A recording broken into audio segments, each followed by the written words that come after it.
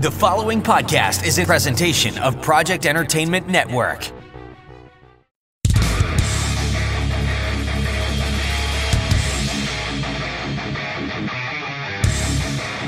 Don't be scared now, but it looks like you just wandered straight into U-Mind country. That's U-Mind, short for unaffiliated mind games, and you ain't never gonna be the same again. Brace yourself. It's time for a red-hot truth injection. Oh yeah! That's right, bitch. We're rounding up the sheeple and shaking them awake. U-Mind, too damn bad. We're gonna set fire to the wool over your eyes. Feel the burn, baby. Hot damn. We're toppling the lies of the lamestream media, one by one. Woo-wee! Watch them bad boys fall. Hey, Universe A, this is Universe B calling, and we're gonna tear you a new one. You mind?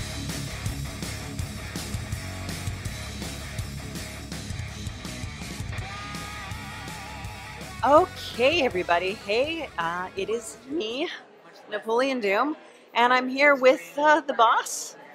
Napoleon, why did you drag me here to Comicfest? Because it's fun.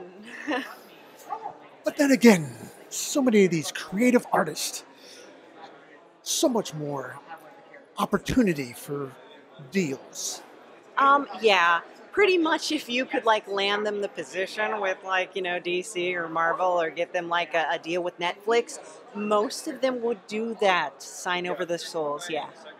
I speak from experience, but I didn't do that. That's not what my contract was for, was it? You made the deal. Oh, yeah. Yes. Well, I was blinded by love for a hairy woman, so.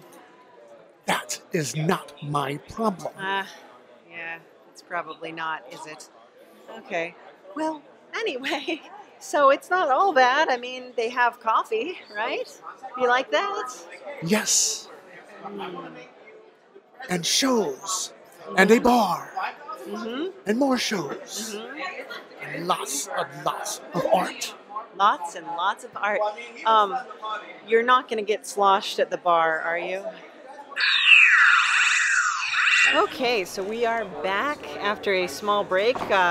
We were talking to a friend of ours who came by the table, who I was actually table mates with at GamerCon. It was 2 or 3 years ago. You were there, right? Yes, I believe so. I've been under contract with you for a while now, man. It seems like an eternity. Well, Anyway, and then we stopped and we did a review with a young artist who was coming by. She was telling me about that they're going to be having an up-and-coming artist alley, which is, we're an artist alley in small press, so we're like people who have books to sell, people who have art to sell, art. That they kind of come here and then people can get a look at it. And she had her whole sketchbook, so I was just kind of going over it and taking a look at. Very talented young artist. Hopefully we'll see her again. She said she's here all week. So, yeah. And, hey there. Hi. Pretty good. You having fun today? It's good. All right. I'll feel better tomorrow when I see you. Oh yeah, sleep is your friend. So we got a lot of guests coming by the table, which is fun. So we're gonna pop back in and out whenever we can, and make sure that we kind of give you an update. We're gonna be kind of doing this the whole weekend, and hopefully it's interesting. I don't know. We're gonna figure it out. Okay, so we'll talk to you in a bit. Hey everybody, it's me, Napoleon Doom. I am here today at the Grand Tea Room in Escondido for my birthday. Scratch is taking me out for tea. Yay! Hi, Scratch. Hello. So, I guess this is going to be another update episode. We had intended to do that at Comicfest, but we were pretty busy at Comicfest. We had a lot of people coming over, and it just seemed rude to constantly, be podcasting and not answering people's questions or talking to people. So we kind of put the computer setup away. We had thought we could do like interviews and stuff like that, but it just didn't seem like the appropriate place. There was just a lot of noise and chit chat and things like that. What did you think of Comicfest, sir? I actually thought it was pretty excellent. We had a lot of great people coming by. If you happen to be one of those that came by the table, thank you for showing up and talking with us. That was really great. Yes, that was pretty exciting. So we had a lot of fun there. We're going to kind of be taking breaks on and off here. I brought my computer and my big girl microphone with me, but it isn't charged. I always do something like wrong that makes things fall apart in like an enormous way. So yeah, the computer, because I took it to Comicfest to podcast there, it was sitting in the case overnight and it lost its charge. So it's charging right now, but right now we're recording on the phone. So if you're getting weird audio quality, that would be why. We're just talking straight into the butt of my phone. So, but yeah, we're going to post some pictures of the Grand Tea Room today, and it's going to be interesting. And I guess that we can take this time to talk a little bit about some of the updates to Creeping Wave Radio and the U-Mind. I guess the biggest one is the fact that we're probably, we're looking into it, going to start doing live shows at some point. We're probably going to open up a GoFundMe for that, but like I said before, with the GoFundMe that we had planned to try and get payment for all the actors, I mean, that's still part of this. It's just that now it's more inclusive, so it's got more stuff attached to it, so we gotta work a little harder figuring out how we're going to put that together. We want to plan it. We're hopefully going to be working in coordination with Horrorgasm, and we're going to be trying to work with them to get something going. That would be really kind of excellent if we could make that happen. So yeah, we're looking at the 10th Avenue Art Center right now is where we're looking at. We're also possibly going to be recording some upcoming episodes there, possibly going to be recording some upcoming episodes at the Oceanside Museum of Art. We're going to see, we've got some guests planned, and we met a whole bunch of like really interesting people at Comicfest who we think would be great to have on the show. Some of them supernatural creatures, and some of them, comic book artists, which is, kind of the same thing, and some are both. Yes. So, Scratch, tell us about your experience at Comicfest. Did you know? No? He's shaking his head. He's not really a big talker. But, yeah, so we are here having tea and having a very sophisticated evening while a giant microphone and computer are sitting on the table. So, it's actually not really evening. It's morning, isn't it? So, yeah, so other things that are going on with the show is that we are still planning out the Creeping Wave Radio scripts, still finalizing those scripts because we want them to be perfect. We want to present them to the actors all at once. And that's a little slow going because I've got a bunch of projects going on in between. And, yeah, so Scratch, are you looking forward to the new season? No. I don't know. Scratch does not know if he is looking forward to the new season, which is a little frightening. So, we are having our first course and our first tea. I am having Aztec Spice, which is an exciting tea that is basically, it's a blend of cinnamon-drenched chocolate with warming kick of spice and chili flakes and a rich, earthy character. That's what it says on the menu. That's not my words. And then we're also having some little berries and cream right here. That is our first course to start things off with our afternoon tea, or morning tea, actually. So, yeah. And I figure, since we're talking about tea, we can answer one question that was asked on the podcast. That was, what is your worst experience on the podcast? That's a little T that we can spell right here. Actually, I would say that we don't really have bad experiences on the podcast, usually because it's very short and it's very much just like a controlled conversation where I'm just asking questions. So we really don't have any bad experience on the podcast. Just normal suite of technical glitches that pop up every so once in a while. Yeah, we have a lot of technical glitches. I mean, if that's something. Mostly what happens, it'll be like after the fact. I'm just taking a slurp of tea there. Whenever we have issues, it's usually more with the fact of being like an online presence than it is with the podcast in and of itself. Nobody's really like gone crazy on us yet. We have had a couple stalkers, so that was a little disturbing.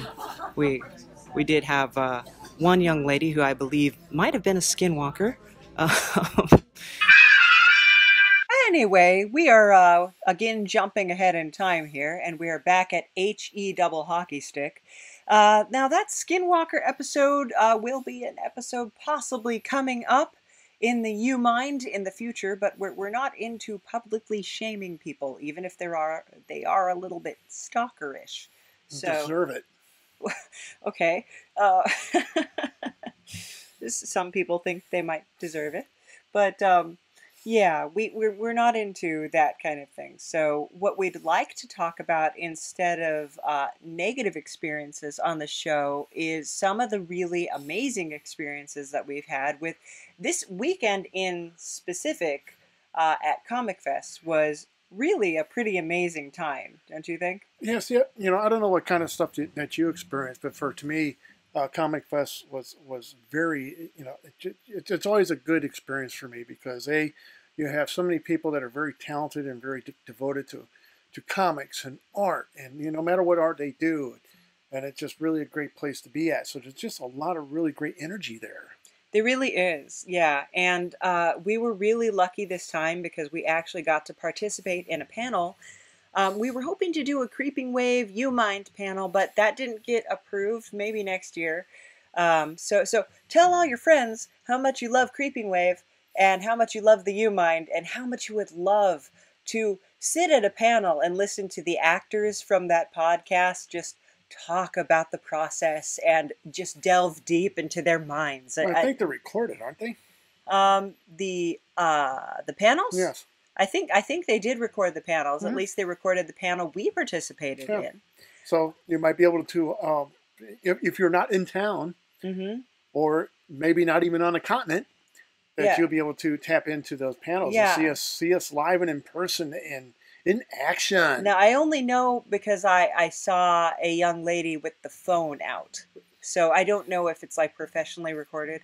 But anyway, the panel that we participated in was not relating to Creeping Wave or the U Mind, but it was with Tone Milazzo.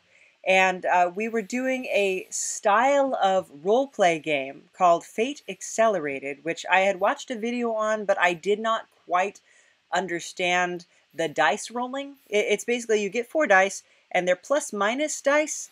And, okay, as I understand it, I'm never good at this kind of thing. The logistics stuff always eludes me, but a plus and a minus cancel each other out, and then whatever you have left, if you have a blank space and a plus, that's what you get. Or if you have a blank space and a minus, but then if you have a plus minus, you have negative, you have nothing, and if you have a minus, you have negative, whatever number you choose for like your cleverness, your quickness, anything like that. So, it doesn't work like a normal pair of dice. You don't add 1 to 6. No. But so I had been used to D&D and Vampire the Masquerade. I did a lot of those when I was younger, and I really enjoyed those. So I love role-playing. I love taking on characters, as the show might suggest. Funny thing is Mr. Scratch was the original D&D master. Were you? Oh, my goodness. Before D&D was ever made. Yeah, that's true. Well, good for you, just taking that initiative That's fantastic. But yeah, I really love those games, and I basically played an extremely arrogant, foppish space blimp pilot who has a penchant for having sex with anything that. Can you give us an example? Well, I believe that they had a former relationship with the head of engineering, a young woman named Juniper. And they decided to announce to everybody on the ship about how nubile and sumptuous and what a little minx Juniper is in the sheets. And your voice. Yes, I talk like this the whole time because Hedonism Bot is a big inspiration for me. Anyway, Hedonism Bot is kind of like my spirit animal. If I wasn't such like a nervous, terrified human being, that's who I would be.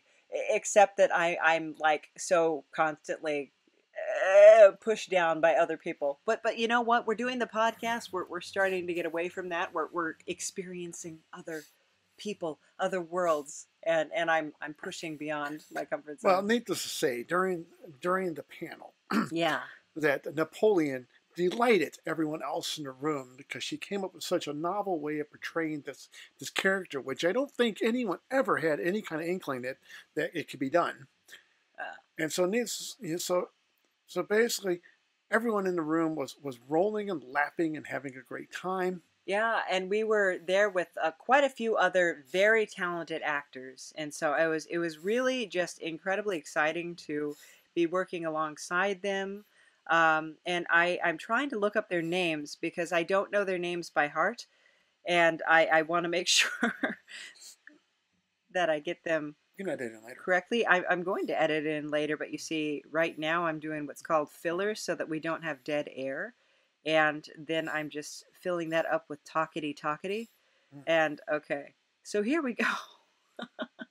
Okay, so the other actors were Janae Ray Spano, Mark Biaggi, me, Lucid Nap, Stephen Schwab, and Tone Milazzo was the, you don't really say DM, he was the game master, the game master, so, and we were using the Evil Hat Productions Fate Accelerated system, which was very exciting. Janae played a mad scientist who was bent on creating human-animal hybrids. Poor Juniper, who was played by Stephen Schwab, was your girlfriend. My former girlfriend, who I hadn't told I was married. And yes. That was a bit of conflict. Poor How did you deal with her beard? Well, that was new. At the time, the actor had a beard, and it was quite entertaining watching him play a female character. Yeah, we were gender swapped while we were doing this, and so I was playing the male character, and well, I mean, that is if you see me as a female, which a lot of people seem to, and a lot of people seem to see me as male, so that's fine. But anyway, I was playing the male character, and Steven was playing the female love interest.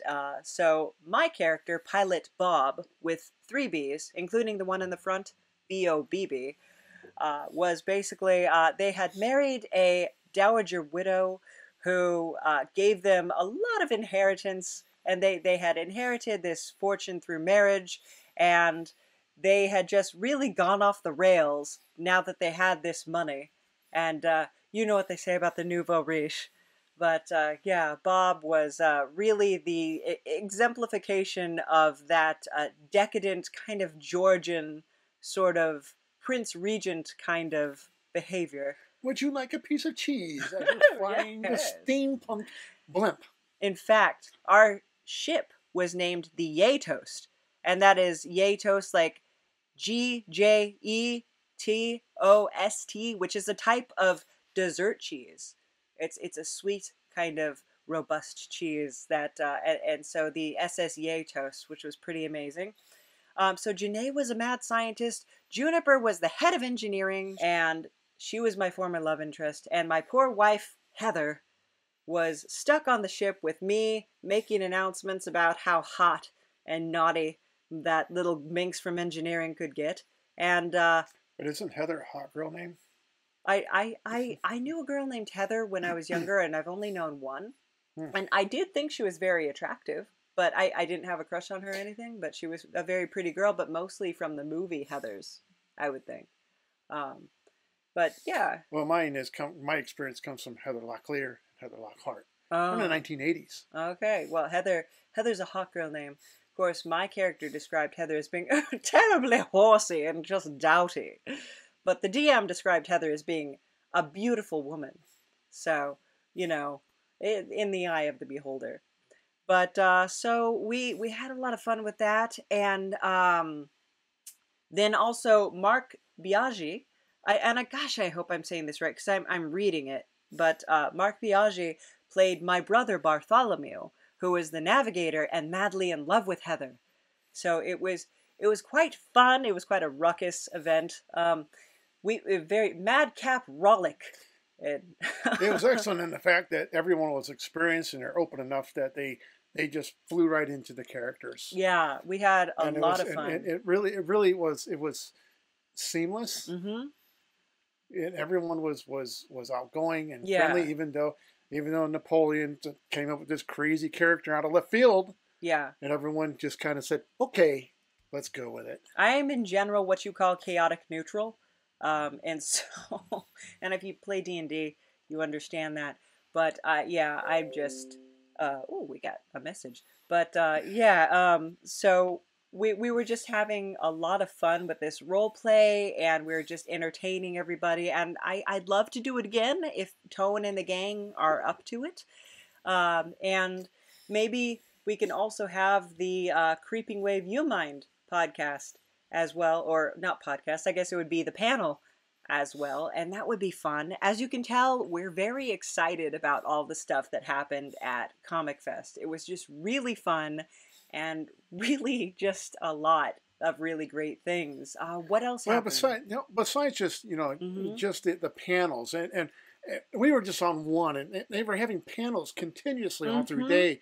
And I mean, it's all through all kinds of different kind of subjects. The legal geeks were there. The legal geeks. I mean, it has something to do with that.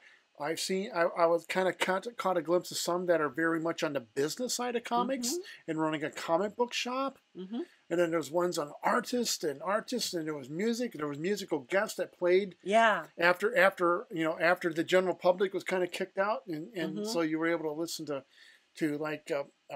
Well, I know the Digital Lizards were there. Yeah, the Digital Lizards were there. And because we were actually staying in Encinitas, which is a city that's kind of in between our portal in HE double hockey stick that opens up to the human world, and with a location in San Diego, the 4 Point Sheraton. So we were staying in Encinitas, which is sort of in between in case we had to run back and forth.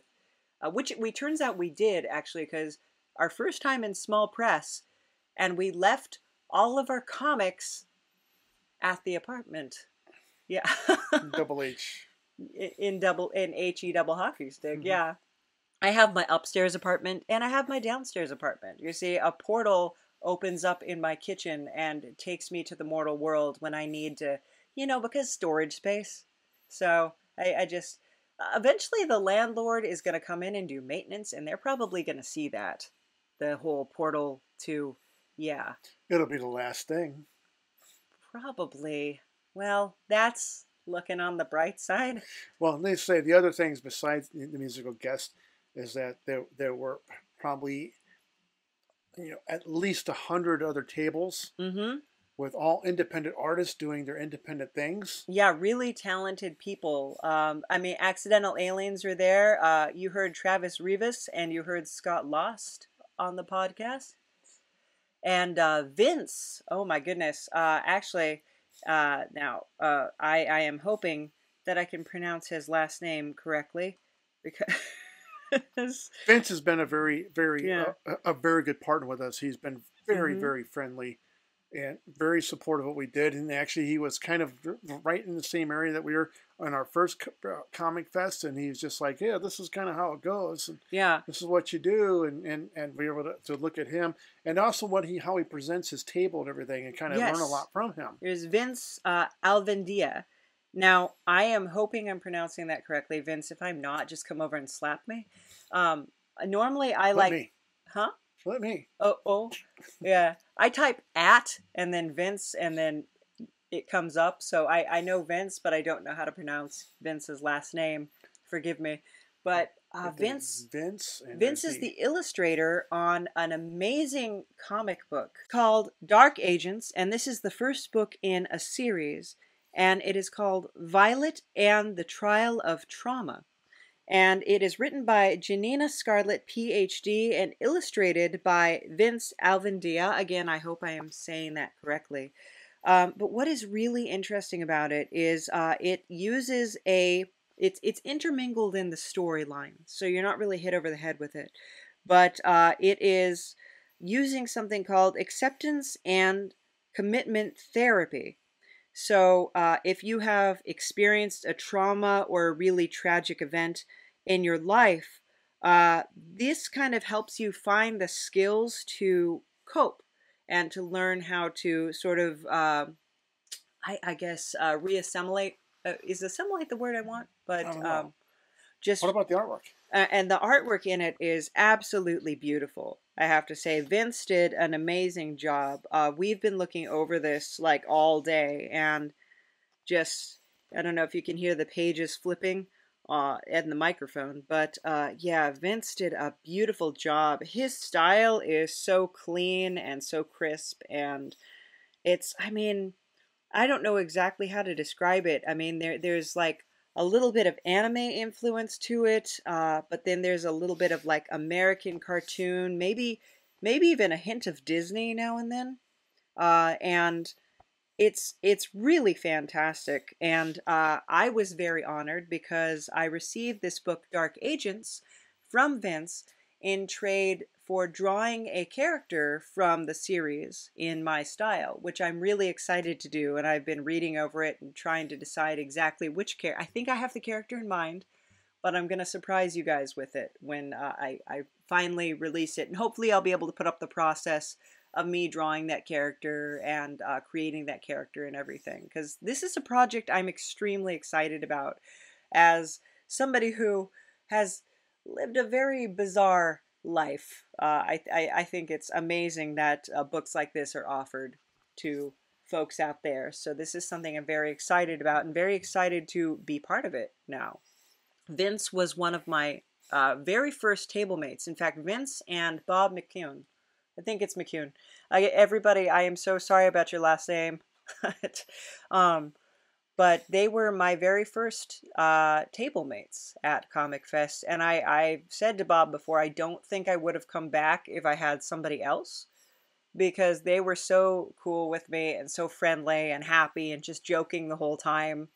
And I just felt really welcome and really happy to be at Comicfest. And I'm the kind of person that you can go through my Instagram. I'm a weird looking person. And You're not. Scratch. You're around demons all day. You've lost your objectivity. But Have you seen me when I really want to seduce? you know what? No. And I think that given our relationship as apprentice and apprentor, that would maybe be inappropriate. Oh my gosh, this is weird. Anyway, but yeah, so I am normally used to just being laughed at when I walk into a grocery store. But they made me feel very welcome and very happy to be there. So I had a lot of fun. And so I really love those guys. And I'm really happy that I got to do Comicfest with those fine folks. Of course, what else have we been working on? Well, the other thing is that you're actually able to really impress and inspire at least a couple young women. Oh, yeah. That Yeah. were there. That was really cool. It's always really cool when you meet young artists and young horror enthusiasts. Now, it's taken me a while to come around to the idea that my art is horror art, because to me it's surrealism, it's esotericism, it's fantasy, and to me what I draw is not with any intention of scaring people or making people feel uncomfortable. Body parts scare people. Body part, yeah, and that's what we're finding out is that body parts are frightening. Bloody horses. Yeah, bloody horses. I love horses, and I think the anatomy of horses is so incredibly fascinating. Um, and so I draw a lot of very meticulous anatomy drawings of horses. Anything. Yeah, of anything really. But these young ladies. But these young ladies were just really interested in my artwork and came over. And one of them showed me her whole sketchbook and had me go through it. And a very talented young artist who actually showed me that they're going to be having an up-and-coming artist alley for young artists at the next Comicfest, which I'm really excited for because I think that's exactly what we need. We need young people coming in there and just shaking things up a little, like new talent, kind of people who are paving the way. There's a lot of really wonderful established artists who come and are guests at Comicfest, but I think one of the really important things about a venue where it's smaller and more intimate like this is that smaller artists or artists who are just starting out, they have a chance to shine. And when you have like a young artist's alley, like the up and coming kids, like kids who are like 12, 13, Even younger. Even younger, because if you go by Little Fish, which is that is a sort of a workshop, like a class. They offer different classes for people under 18 to come in and write their own comic books, and they talk about kind of like how to do it, kind of comic books theory and sort of the process of putting your comic books out there. And those kids are sitting at a table and they are showing you their art and talking about their art, and they actually have published comic books. And they're great. I got to talk with Crystal, who is a young girl who wrote, I think The Magic Tea Party was a book that I picked up from her. And some very, very good artists back there. So I think it's really important that at smaller venues, younger artists are allowed to get out there and really, like, you know, get on the scene. And another young girl that I met, and I know that when you're a feminine person, when you are more towards the feminine side of the spectrum, that it is difficult to explain to people that you love horror and creepy things and spookiness, and because people don't see that as well. That's not for you. You're not one of those. You don't get to do that. And so this little girl came over and she was just like, wow, looking at my art. And my first reaction is always, Which art was it? Huh? Which art was it? It was actually, she was picking up the Horrorgasm book that I participated in Horrorgasm, and we did a comic book for October for the Halloween season. And it was a really, really cool experience because I got to work with Brian and Chase Killian. And it's a father-daughter team who wrote a comic book story. And their story was just really original and just blew me away. And probably because the story was written, Brian is an adult, and he is the father of Chase, who was 8 years old when they wrote this story. And I just thought that was so cool that they teamed up, and it's just so creative and so different from anything you've read before, because you don't have somebody who's trying to appeal to any kind of, they're not like, oh, is this genre, is this on brand? They're just letting their imagination go wild. And so I told this girl that, and she's 9, this young girl, and I told her that, and she was pretty excited. And her and her dad and her brother were there, and they kind of had to take off for his basketball practice. But I told her, you know what, just take that for free. Just enjoy it. And she was so excited. I gave my little autograph on the story that I wrote, and she came behind the table and gave me a hug. And you know what? Coronavirus be damned. It was a really cute, exciting moment for me that I got to. Might have made something important in her life. Yeah, and it made my day, to be able to interact with these young artists and that kind of thing. Because I know that you've had similar things in your past. Yeah. I have. it's difficult trying to explain. Now the kind of artwork that I do, that's always been the undercurrent of how I draw. So you can imagine, like, when you have like a 4-year-old who's drawing these horrendous but anatomically correct scenes, then it's fairly disturbing for their caretakers. So, but yeah, so it was really. I believe that you met several artists that you looked up to when you were younger. I did meet several artists I looked up to when I was younger. So sometimes through Comicfest and sometimes through just like going to galleries or other events, and it was always a big deal for me that just really when you get to talk to somebody who, it kind of gets it, gets what you do, and that's always so much fun. And I think that's really what Comicfest is about. I haven't done Comic-Con yet, and a lot of that is because it's really hard. These conventions and art shows and stuff like that, I'm doing them, but they're really hard for me. It's hard for me to put myself out there and interface with people because it's just not something that's ever going to come naturally to me. And it's something you can get better at, but it's never going to be something that I enjoy.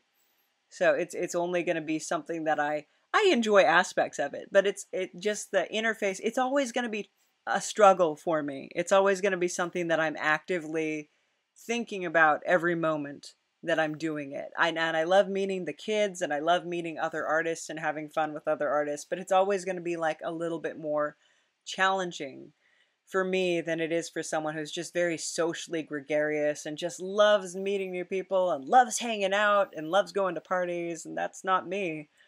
So, but yeah, so Comicfest is more my speed, where it's smaller, it's more intimate. You get people that really love comics. You get people that really love comics and art, and that's important to me. You're not there for a TV show or anything else. I don't think there's anything wrong with that. There is not. No. But again, it's back to the art. Yeah, I'm hoping to do WhoCon coming up pretty soon, and I'm gonna WhoCon. Who? Doctor Who. Yes. I thought we were talking about an owl. No. Margot is right. You were just like dad jokes all the time. Of course. Gosh. Of course. So, but yeah, hopefully doing that, and there's a lot of fun, crazy artwork that could definitely come out of that. So I'm pretty excited to sign up for that. This is the first year they're going to have an artist alley, so that's something that I'm really looking forward to. Let's see what else was going on. That actually should be quite exciting. Yeah, I think it should be exciting. Because Doctor Who, even though I'm not extraordinarily familiar to series. You're not a Whovian? No, I'm a Trekkie. You're a Trekkie, I know. And a Star Wars. You are a Trekkie, and you love and Star a Tolkienite. Wars. And a Tolkienite. That's true. So 3 out of 4, I think I'm doing pretty well. Yeah. So. But no, it actually should be good for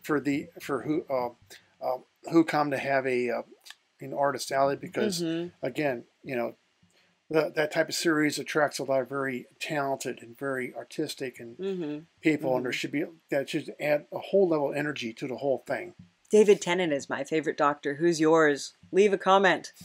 If you hate David Tennant, leave a comment and tell me what a horrible creature I am. So. But you like David Tennant as a demon. I do like David Tennant as a demon in Crowley. Crowley in Good Omens. That was a series I was really into.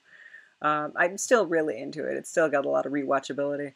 But yeah, so what else was going on at Comicfest that we should talk about while we're here? Well, it's not only that, but there was a whole separate building devoted to nothing but memorabilia. Yeah.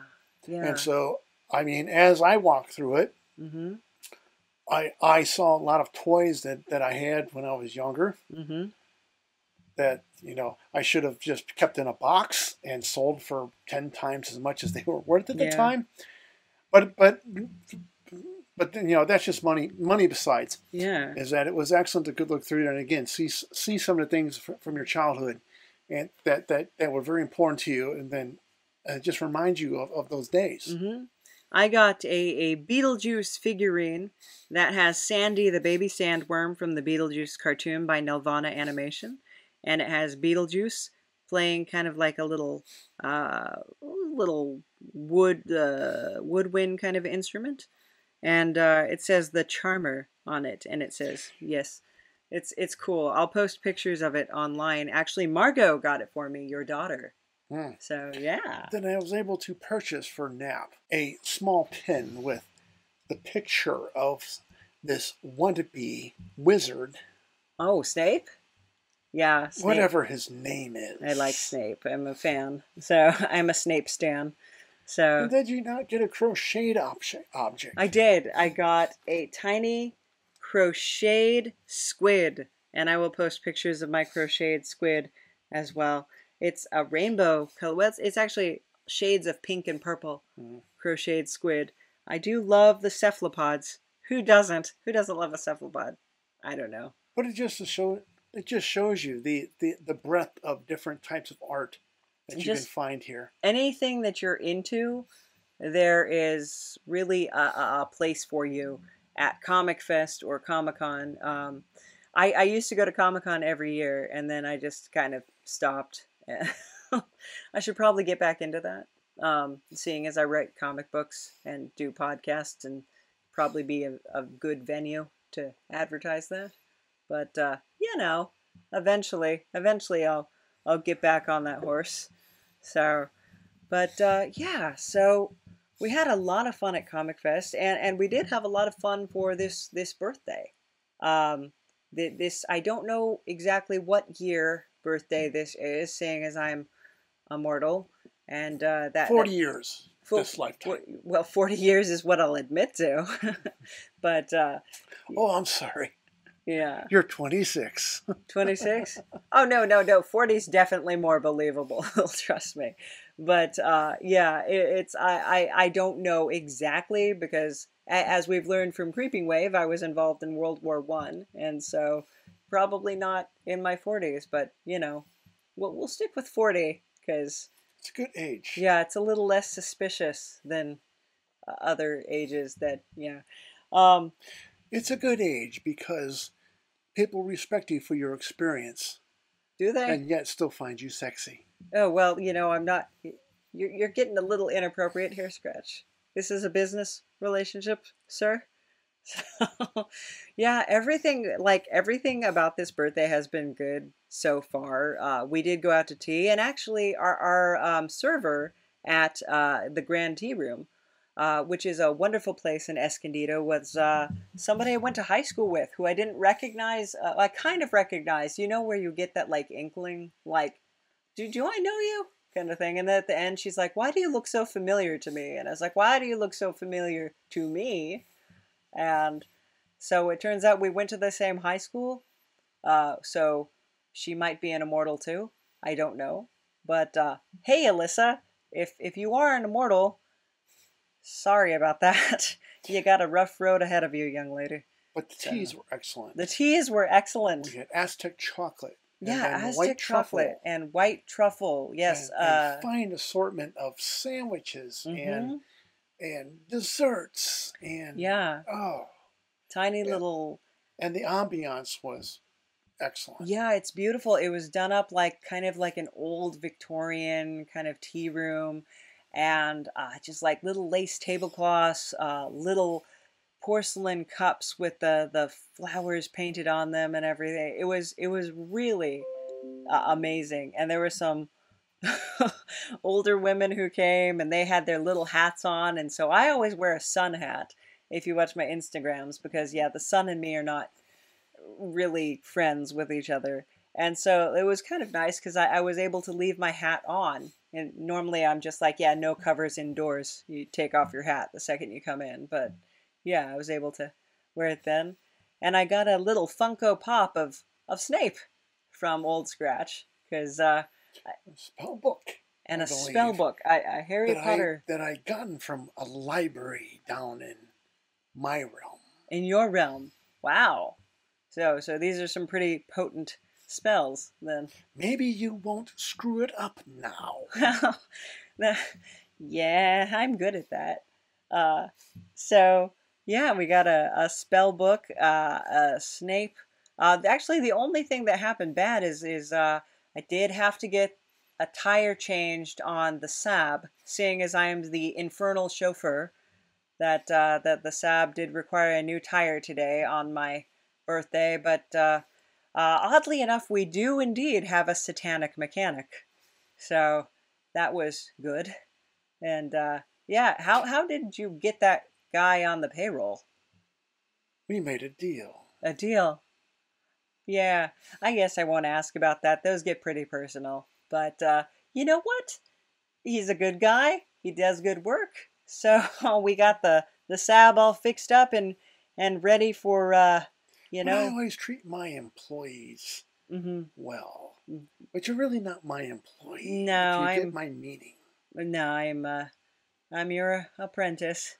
So and so I have planned a nice dinner for you. Aw. Well, thank you, Scratch. I do like eating.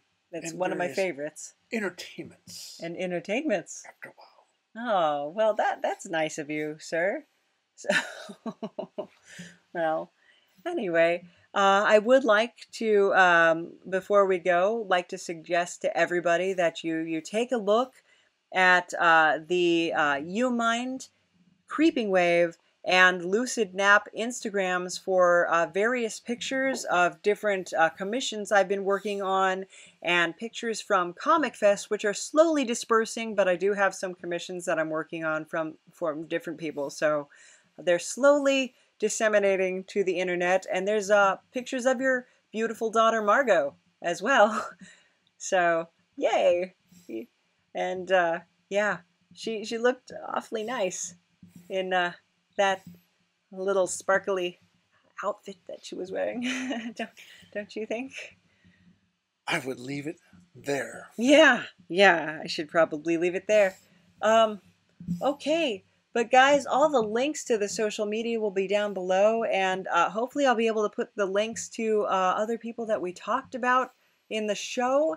Also, if you're listening, Gordon, I would like to thank you so much for the commission that you gave me to do the mermaid, the Belle Epoque Mermaid in Paris, which was, I think, an amazing piece, and one of my favorites that I've done so far. And it's always fun when somebody just has like kind of a wild, different idea, and they tell you about it, and you as an artist get to just sit down and do that, and we'll give you the freedom to do so. They do, and I do that for my Patreon's Grammarica as well. And if you would like me to do artwork for you, you can become a Patreon, or you can just go ahead and go to lostbreadcomic.com and commission a picture of your very own. We'll discuss the price. It's usually nothing like outrageous or anything like that.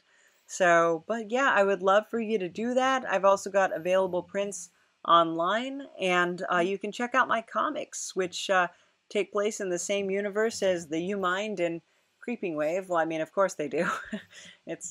There's only one universe, right? So, yeah.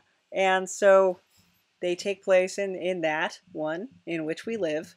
And yeah, it's a lot of fun, and we got to meet a lot of really amazing people. Yeah, everybody who came by the table, thank you so much. It makes us feel so happy to be appreciated, and just to get a chance to interact with like-minded people, and for a little bit not feel like we're so crazy and out there and deserve to be laughed at.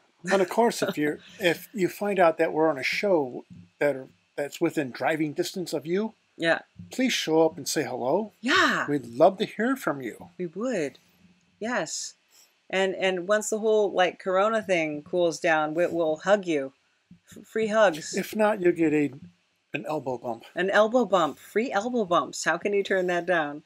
Okay, guys. Thank you for listening, and hopefully this was a fun episode for you. I know it's a little bit of a hodgepodge. We had a couple different locations going on.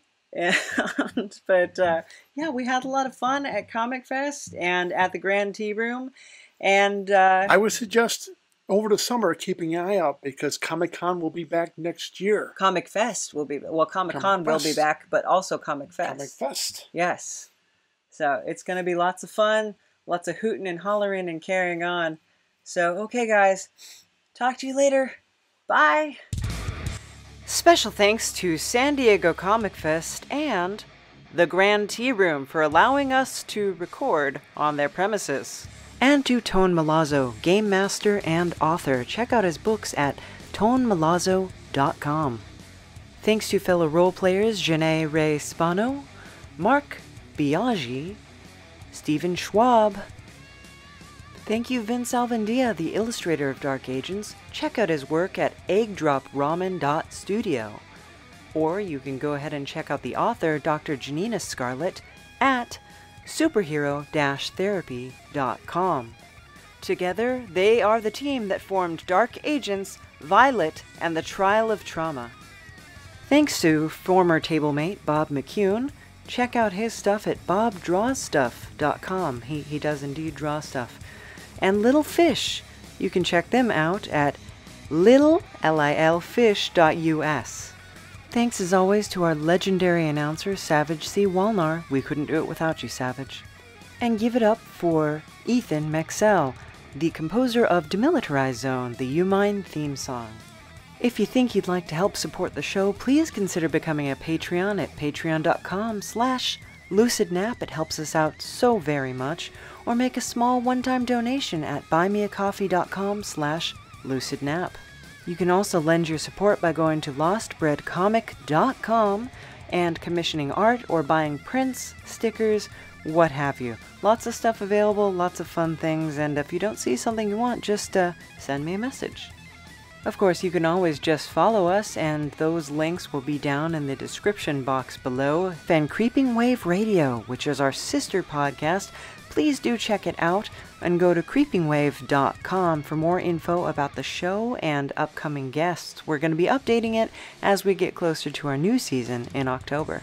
And thank you so much for watching or listening, whatever it may be, if you're on YouTube, if you're on SoundCloud or iTunes or any of those. And a great big juicy thanks to The Grimerica Show, Nikki Benfield, and Neil, who are our Patreons, and we could not do it without their support. The You Mind is brought to you by Lucid Nap Productions in cooperation with a hairy old man. Thank you for listening. Bye. Every person's story has something to teach us. How others view life, how obstacles are overcome, how joy is felt, how fears are faced, how love is expressed. The Matters of Faith podcast explores individual stories of people's lives and how faith plays a part. It may not be your story, but it may help shape yours. The Matters of Faith podcast with Jay Wilburn is on Project Entertainment Network.